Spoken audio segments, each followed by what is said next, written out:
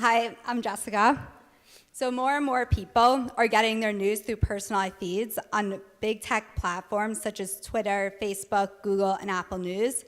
And these sites create their own algorithms for disseminating news to every individual who uses their service, and as of today, also control the terms of use for what can be posted and what cannot, as well as who can post. Sure, this is one of the reasons that I oppose net neutrality, is because places like Google and Facebook were very much in favor of net neutrality so that it would throttle the ability of other companies to get into the business, basically. With all of that said, there is something that should be done and can be done about Twitter and Facebook, and that is that there's an exemption under law for, they're essentially treated like common carriers. So Facebook is treated as though it is a platform, not as though it is a publisher. So that what that means is that when you're on Facebook, you can post anything, I can post anything, but the problem is we can't, right? And that's what you're pointing out. Well, I run a website, right, Daily Wire. If we post something that is libelous, we can be sued. If we post something in violation of copyright, we can be sued. Facebook gets to escape all that because they say, well, we're not the ones posting, right? We're just a platform. Anyone can post anything. But if it comes to the point where they're actually exercising editorial control top down and determining what can be posted and what cannot, then they look more like my site and less like a common platform. And that means that they should be open to liability, to encourage them to go back into the business of being a common platform rather than an editorial site that gets to ban things that they don't like. Thank you.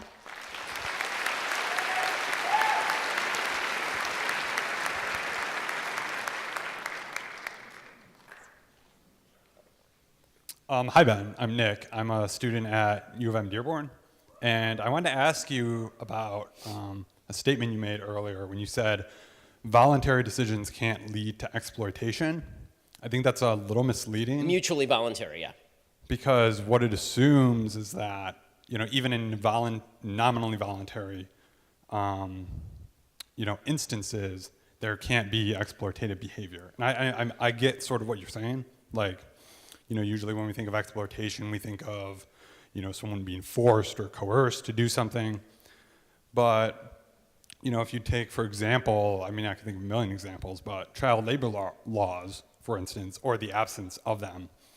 When you had like children working in factories, for instance, and they're making a voluntary decision to go work in the factory, it seems like the argument carried out to the full conclusion would be, that child needed food for his family, so we made a voluntary decision. Well, honestly, I want to hear a better version of the question, so I'm going to push you not to use child labor laws, the reason being that my basic principle is the same as the principle of all Anglo-American law since the mid-19th century, which is that children are not considered fully rational actors capable of making voluntary decisions. So let's pick an example with an adult. Okay, so I think it's a good question, so I want to let's pick. So the Lochner era of the Supreme Court, which was sort of coming out of the Gilded Age. Right, I know Lochner, yeah. Right, where the court basically decided, you have a right to contract, like an employer between an employee, you have a right to contract, and the government can't get involved. Right. All right, and you're coming out of an era which is already really rough economically for the United States.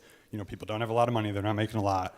And so someone's like, totally at the bottom, and they, make a contract with one of these employers. They're making a decision. They're taking they're taking the least bad option. Right. And that employer might say, hey, you'll work for me, you'll work 80 hours a week, right, and I'll pay you $2 an hour. It's the least bad option, and it's a voluntary decision, but I think it still is exploitative. Okay, but so here's the problem. In seeking to end that exploitation, what you are very often doing is providing them a choice now of no choice. Meaning, for example, let's take up minimum wage law, which is essentially, Lochner is talking about things like minimum wage laws. You're talking about maximum work hours and that sort of thing. So the problem with a minimum wage law is that what you have now done is you've circumscribed choice even further, because you're not actually giving people a broader range of choices. Now you're telling employers that they have to hire people at a certain price. They may think that the employee is not worth the price and just not hire them. And this is what happens very often with minimum wage laws. The solution to all of this is something that I believe in, which is private unionization. So I think the private unionization, you get together with all your friends, you say, listen, none of us are going to work for anything below this wage. We're not allowed to kneecap anybody because that's use of force. But if all of us agree, we're not going to go in, we're not going to work in this place that's going to kill us in 2 years. That's perfectly legitimate and good, right? Collective bargaining on a voluntary basis is a good thing and doesn't violate any free market principles. What I don't like is the idea that if you decide to take a job at $7.50 an hour, and I think that I could have bargained better than you, right? That I could have bargained it up to $10, for example. Or I think that if you'd held out a little longer, you might have gotten $10. Or I think that maybe you couldn't have, but the guy can afford $10. You are now imposing your own view of a situation on the actors who are engaging in the act itself. We don't do this in any other area of life. It seems bizarre to me that we would do it in the area of economics. All right. Thank you.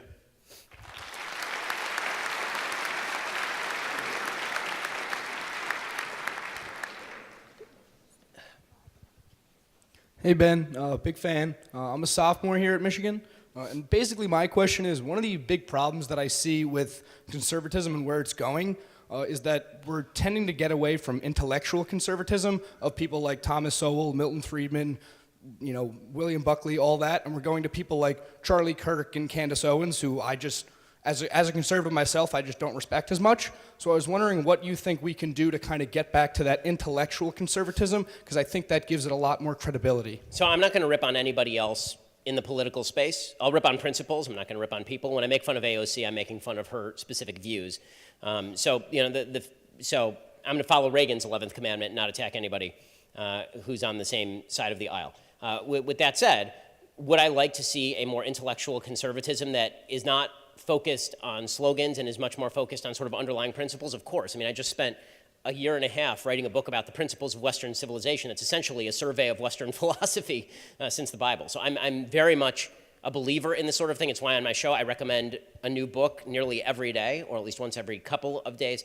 I think a well-read, well-informed conservatism is more convincing than other forms. Listen, conservatism needs all sorts of fighters. It needs people who are able to get the base out and rah-rah, and that's important. It's particularly important come election time. But we also need the capacity to convince. And what that really means is people who have spent a lot of time studying issues, people who are thoughtful about issues, people who can see nuance, who don't suffer from the need to relieve cognitive dissonance.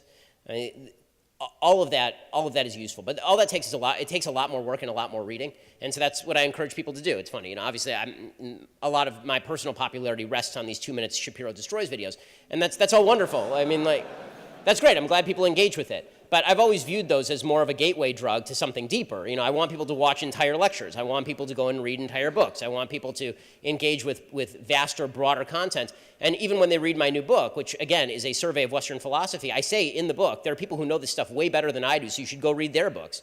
And life is a constant intellectual journey. If we're not doing that on the right, not only are we failing to make the best arguments, we're also missing out on the fun of politics itself.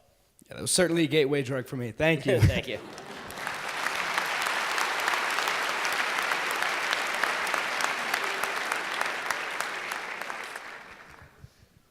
Hey, Ben. I'm a freshman at U of M. I just have a quick question about abortion. I was wondering, the way you're describing it sounds like killing of babies, whether unborn or born, sounds like a first-degree murder case. I just want to make sure I'm getting that right. Punishment for first-degree murder is life imprisonment without parole. I was wondering if you think people who commit abortions should be sentenced to life imprisonment without parole. And doctors, specifically? I mean, doctors or mothers. Okay, so the position of the pro-life movement has been for decades that mothers should not be punished for abortion, that women are, at least in part, as much a victim of the abortion as the child. And that springs largely from ignorance about what exactly is being killed. Very few women are actively saying, sure, it's a baby in my womb, take it out. Most of them are saying it's a ball of tissue, it's nothing, it doesn't mean anything. I've been told by Planned Parenthood that it means nothing, so go ahead and perform this polyp surgery. And so that's acting out of ignorance. It lacks the mens rea, and sort of legal terminology that would be necessary in order to establish something like a first-degree murder charge. The same thing does not hold true for Kermit Gosnell. The same thing does not hold true for abortion doctors who are fully aware that a 20-week-old baby is in fact a baby, and who are aware that an incipient human life is in fact an incipient human life. Now, when it comes to gradations of punishment based on the term of the abortion, it's an argument that honestly I haven't considered very much, to be frank with you. I haven't actually sat down and thought about what a criminal code would look like. Is it the same punishment for aborting at 2 weeks as it would be for aborting at 30 weeks? I think, first of all, it'd be difficult to establish any sort of public support for a law quite like that. My main issue is not about the punishment so much as it is about the disincentive to the performance of the abortion itself. I'm more interested in preserving the lives as opposed to punishing the people who are taking them. The only reason to punish is to preserve the lives and provide a disincentive. So whatever disincentive was necessary in order to prevent the murder of the unborn, I'm very much in favor of. Okay, so you said whatever disincentive is necessary. Is there a limit onto what lengths you would go if you were imposing policy? to prevent abortion or like? Yeah, I mean, I said I don't think that a punishment is appropriate for the mother. I think when it comes to abortion doctors who are making their living by killing presumably thousands of unborn children, there are very few lengths to which I think that I would not go in terms of government policy in punishing those doctors and giving them jail time. Okay. Thank you, Ben.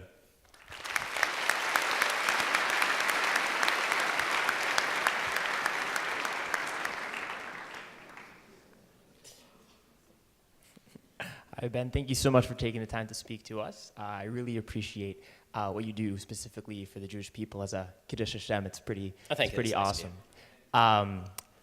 I've been delving into slightly the specific food structure currently in the system in the United States.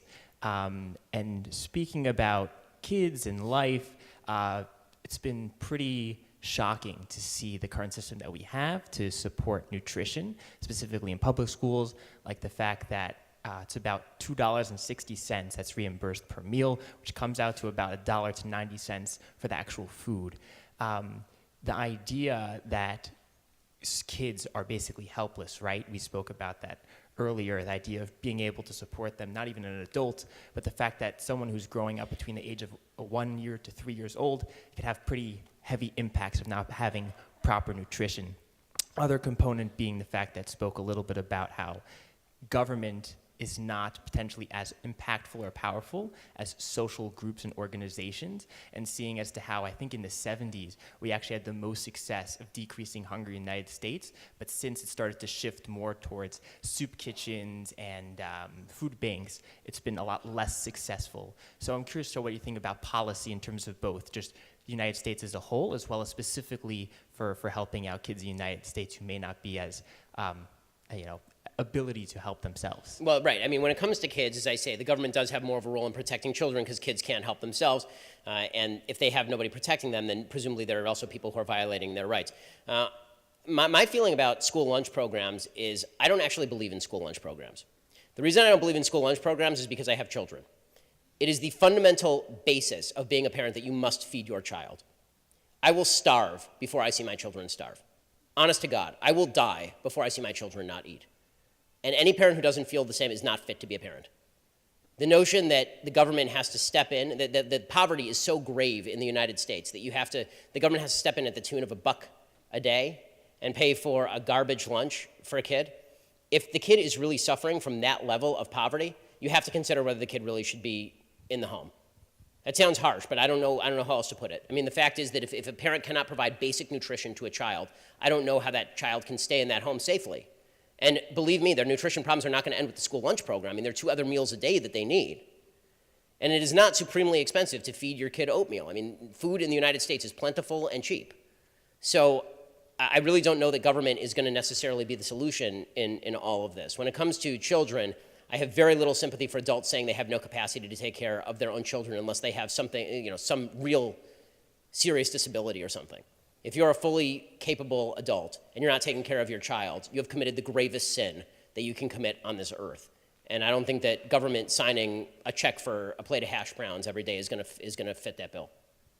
So I think a major issue that's brought up is the fact that why is there such a high level of connection between obesity as well as connection to places that are having the highest levels of hunger is because the cheapest food that people are able to afford is the most unhealthy, specifically to do with government Fast subsidies. Food, government subsidization of agriculture, that's right, yeah. Right, so in terms of the fact that now this is the system that we live in, so what would you kind of suggest as the next steps? I mean, saying that every single kid who's living under the poverty line, I mean, the numbers are pretty high. I think even the government recently came up with a statement in 2017, the fact that over 70% of our kids between the age of 17 to 24 are ineligible to serve in the United States military. That's pretty scary. Oh yeah, obesity is a serious problem. By the way, I will note that is a wide difference from the vast scope of human history, where the problem for poor people is not being too fat, right? The problem for poor people is starvation, and still is for many places in the world. With that said, how do we get better food to people, particularly in food deserts? Right? There are all these areas of the United States where Whole Foods can't survive, or a place a place that sells fresh food can't survive. If we're talking about holistic answers, what you actually need to talk about is solving crime rates, providing more jobs in the community, higher incomes, means ability to buy more things, means more stores opening. But if you're talking about short term, again, charity needs to be the primary solution. And then if that won't solve the problem, then you do have to, here's my hierarchy of helping folks out, right? It has to go something like this. Private charity, followed by local government. Well, it really goes like this. Family, private charity and private community, local government, state government, federal government. We've completely reversed that polarity. Now you're not expected to get help from your family or from your church or from your community. You're expected to get it directly from the federal government ASAP, and the federal government, as we've said, is subject to regulatory capture, is subject to lobbying, and is subject to other priorities that don't necessarily mesh with the best needs of the kid. I think that currently in the system now, it seems to be the opposite. Thank you.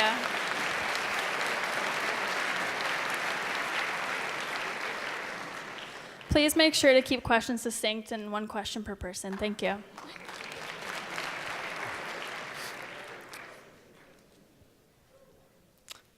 You mentioned freedom of association. You can't force people to hang out with you in the context of the Baker and Jim Crow. But I also know that the Civil Rights Act of 1964 bans race-based discrimination. And I think you would say that that is totally immoral, and I would agree that it's immoral and unacceptable and against the capitalist interests of a business owner. However, what do you think the law should be, and how is that consistent with your opinion on freedom of association? So I'm perfectly consistent on this. I don't think the law has any role whatsoever in banning race-based discrimination by private actors. I know that's controversial. It shouldn't be controversial in the sense that I think a lot of things are evil and people engage in evil things every day that I think the government has no business in regulating. I mentioned, for example, decriminalization of marijuana. I am not a fan of marijuana. People who smoke marijuana irritate me. It smells terrible and you're wasting your life. But do I think the government has a role in prosecuting marijuana use? No, I don't think the government has a role in prosecuting marijuana use. I feel very much the same way about private discrimination because again, people have the freedom to engage in a lot of activities that I find immoral and bad, and you don't have a right to their services. That's really the question. Do I have a right to your services? My basic answer is no, I don't have a right to your services. Well, if I don't have a right to your services, then I certainly don't have the right to ask the government to compel you to provide me those services. So does that mean that discriminatory people aren't punished by government? Yeah, that's exactly what it means. Discriminatory people aren't punished by government. They are punished by everyone else who won't go to the discriminatory restaurant because they recognize that the discriminatory restaurant discriminates. Right? They are answerable to the market. They are answerable to other people who open the store across the street. You know, people talk about the Woolworths counter boycott in 1960-61. James Meredith, black folks walking into the counter at Woolworths and sitting themselves down and being just physically harmed, physically hurt by racist white people. And that is true. And you know what happened after that happened? Woolworths voluntarily desegregated. Woolworths said, we are going to desegregate because we don't like the bad press, we don't like this, we're going to desegregate. The truth is that companies in the South, including many of the bus companies, wanted to desegregate, but were not allowed to by Jim Crow laws that were on the books. What was great and wonderful about the Civil Rights Act is that it got rid of state-based discrimination. The problem is that it extended it to private discrimination, and there you are now using a moral good as a wedge in order to maximize government power. And this is where I say, like, this is where the sort of Aristotelian notion of government goes wrong. Right? Aristotle famously suggests, well, really Plato. Aristotle's more of a Republican, but Plato suggests the idea of a philosopher king. As in small R Republican, not big R. Plato suggests the idea of a philosopher king, and he suggests that a philosopher king would be the best king, presumably because he'd be able to use all of his power for all of the good things at his disposal. Right, that's true. But I don't believe that there is such a thing as a philosopher king. I believe like the founders did. Men are not angels, men are not devils, men are men. And that means that granting them a power means you also have to recognize that that power can then be turned for something you don't like. So does it sound great, the government banning discrimination on the basis of race? Yeah, that sounds pretty fantastic. It does. The problem is that same exact power can then be used to compel discrimination. It can be used to compel association with which you do not agree. I'm not in favor of giving the government broad-based power to do stuff that I like if that same power can then be used to do stuff that I don't like, and that is a violation of liberty principles. Thank you.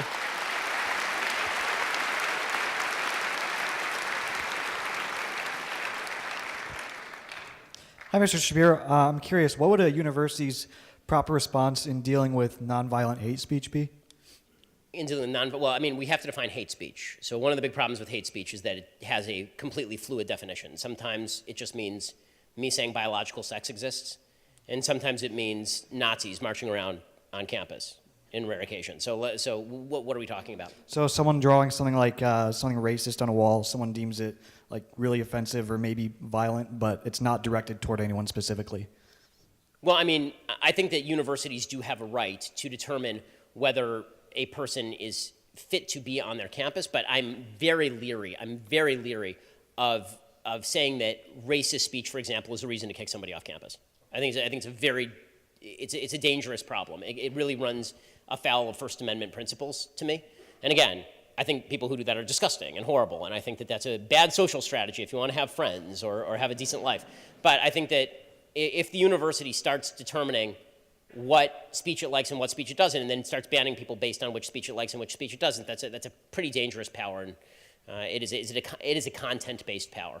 Okay. That answered my question. Thank you.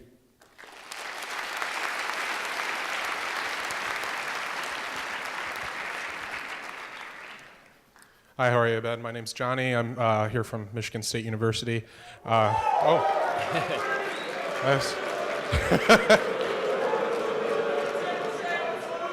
Guys, don't get violent, or they're going to blame me. That was more controversial than being a liberal.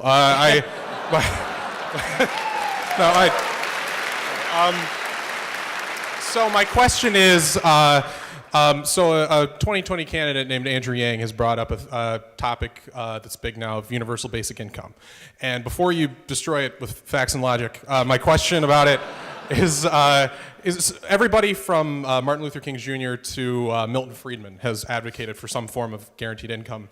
And I think you can agree that usually when the government runs things, that maybe they don't end up very good. So if more money was focused on going into the hands of people without restriction, would you be in favor of some form of universal basic income? So there is a distinction between different types of universal basic income. Sometimes by universal basic income, people just mean that the government is going to sign a check in addition to the current means-tested welfare programs that exist. Sometimes they mean, like Milton Friedman meant, a negative income tax, meaning we get rid of all of the welfare system, and instead we just sign you a flat check.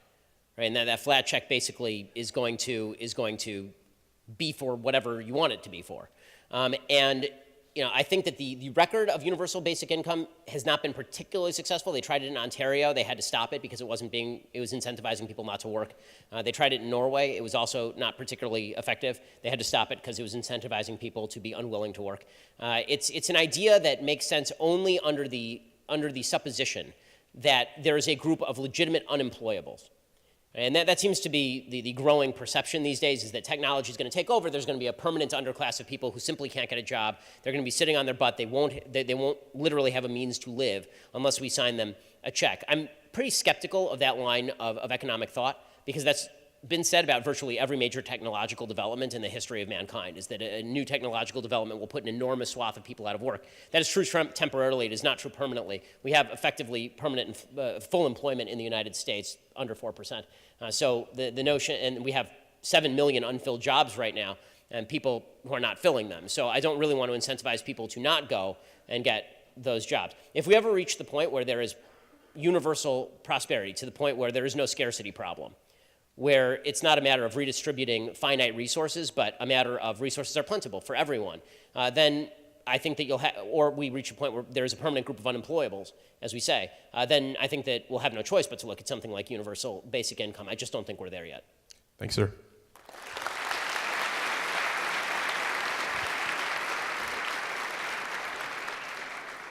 This will be the final question. Hi, Ben. I'm Nick. I'm a sophomore in high school, and I'm a huge fan. How do you think President Trump has affected American politics in the long term, and what do you think American politics will be like post-Trump? I mean, here's the truth. I think that President Trump is more of an effect than a symptom of American politics. People like to see him as the guy who's pushed us into this vulgar territory in American politics, and then you remember that Barack Obama did an interview with a lady who bathed in Cheerios. And so President Trump is sort of the bizarro Superman version of Barack Obama. Right? Barack Obama was very well spoken, very well kept, also happened to be deeply narcissistic, loved being on TV all the time, would interview in any entertainment context, would show up at the All-Star game, at the Oscars, anywhere he could. And then along comes Trump, and Trump is that, except he's just way more vulgar, and he has worse hair, and all that kind of stuff. And so the notion that Trump has permanently changed politics for the worse, I think that there's some truth to the notion that he has gotten people to accept things they wouldn't otherwise have accepted. So to take an obvious example, I'm old enough to remember when Republicans thought it was very bad when politicians had affairs. Right? That's because I'm more than 3 years old. So Republicans seem to care a lot less about that now because of President Trump. I don't think that's a good thing. I think that there's been a shift in terms of people separating character out from the presidency or from political office, people basically bifurcating the two, now fully embracing the Clintonian argument in 1998 that you can be a wonderful president and also be kind of a crappy human being.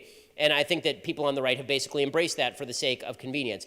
I don't think that that argument is true. I don't think that argument is going to last because I don't think that the country really wants more of that in the end. Now, do I hope that they are willing to overlook that long enough to stop Bernie Sanders from being president? Sure. I mean, but at the same time, am I worried about the permanent effect of Trump? Again, I think that Democrats broke the country when it came to the morality issue in high office, and then Trump completed the break. I think that we were already moving in the direction of simplistic, stupid politics before Trump, and I think that has exacerbated under Trump. I think that's largely the effect of the media. I think in some ways Trump has been good, meaning that I think that one of the things that Trump has done that is good is he has violated a bunch of pieties that I think are silly. Like Trump just says things that he believes, and that's kind of wonderful. He doesn't speak the language of politics that so many people do. He doesn't mince words.